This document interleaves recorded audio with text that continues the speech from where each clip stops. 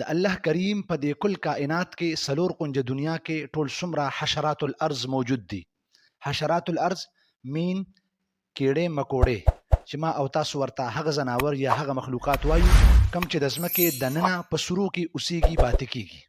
د رایل انټومالوجیکل سوسایټي نوی تحقیق چې کوم راغلی دی د هغې مطابق په دې کل کائنات کې د الله پاک په دې ویډه دنیا کې د 1 کروڑ نه زیات حشرات الارض او د هغې قسمونه موجود دي چې په هغې کې 10 لکه را معلوم شوي دي، دریافت شوي دي. که چرته د انسانانو وزن وکړي شي او بل طرف ته د حشرات الارض وزن وکړي شي، نو د دې انسانانو نه به د دې حشرات الارض دا وزن دا به اویا چنده سیواوي او زیات به وي. په دې 1 کروڑ حشرات الارض کې د ټولو نه هوښیار څیز څه شی دی؟ نو هغه دوه دي. یو د شاتو مچۍ ده او بل میږې دی. میږي ته په پښتو کې میږې ویل کیږي، په عربی کې ورته نمل ویل کیږي، په اردو کې ورته چیونټي او په هندي کې ورته چیوټي او په انګلیش کې ورته انټ ویل کیږي. میږي د خپل وزن نه 20 چنده غټ سیز د اوچتولو صلاحیت او طاقت لري. که انسان سره چرته دومره طاقت راغی نو د 15 کالو ماشوم با لوی گاډي اوچتولو صلاحیت لري. په کائناتو کې 12,000 د میږو قسمونه دریافت شوي دي او دا میږي د 110 ملیون کالونه په دې دنیا باندې آباد دي. یو بر اعظم چې هغه ته انټارکټیکا ویل کیږي، د هغې نه ما سیوا میږي د دنیا په هر ګوټ کې موجود دي او خپل کالونه او کورونه جوړ کړي دي. د میږي رنګ تور یا سور وي. الله پاک ورلا چرته چې نور ډیر زیات طاقتونه او کمالات ورکړي دي، الته کې یو کمال د هغه دا دی چې الله پاک دله د بنکول صلاحیت ډیر زیات ورکړي دي. د میږي پھیپړې نه وي نو دی بیا ساه څنګه اخلي؟ وایي چې د ده په دې بدن کې نری نری سوري موجود وي او دی د دې نرو سرو په مدد باندې ساه اخلي. په دغه نرو نرو سرو باندې د د جسم ته اکسیجن ورزي او بیا کاربن ډای اکساید واپس بهر روزي. د تحقیق مطابق د میږي غوږونه نه وي نو دا بیا اوري څنګه؟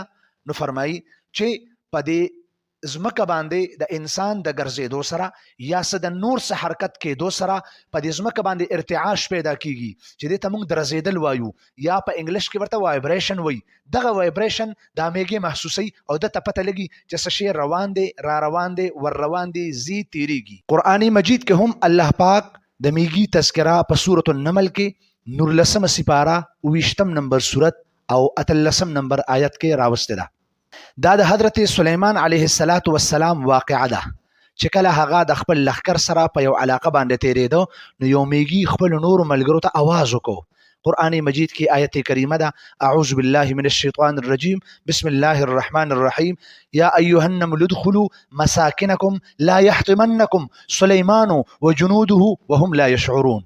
چې اے ملګرو تاسو خپل خپل سورو ته دن نشئ، اسې نه چې سلیمان او د هغه لښکر په بې خبرۍ کې تاسو د خپلو خپو د لاندې اوچقئ میدم کی. د تفسیر علما کرام فرمایي چې د کم میږي د خپلو ملګرو ته आवाज وکړو نو دا د دوی بادشاه چې په اصطلاح کې ورته ملکه ویل کیږي، بادشاه. نو دی د خپل ملګرو ته आवाज وکړو، وارننګ یې ورته ورکړو چې تاسو خپل سړو ته، خپل کورونو ته، کالونو ته دننه شئ، داخل شئ. اسې نه چې تاسو د سلیمان علیه السلام د فوجانو د خپو د لاندې راشئ او بې وخته بې ځایه مړ شئ. د یونیورسيټي اف میامي د سکول د ریسرچ او د نوي تحقیق مطابق په تمام حشرات الارض کې د ټولو نه لوی دماغ دا د میږي دی. الله پاک د دې میږي په دې دماغو کې 2.5 لکه نیورونز چې دا کنیکشن دي دا خدای تعالی پیدا کړی دي چې دا خپل منځ کې تړلي شوي دي. عجیبه الله پاک د خپل کائناتو کې د خپل قدرتونو دا مظهر پیدا کړی دی.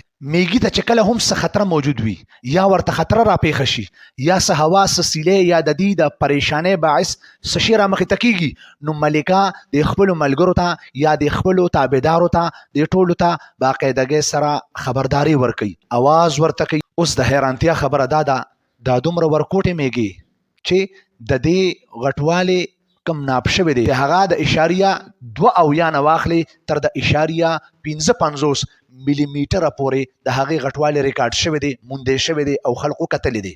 کله چې دا ورکوټې پیچونې انتهایی نری میږي چې د هغې وړوکوالی 0.55 ملي میټره دی.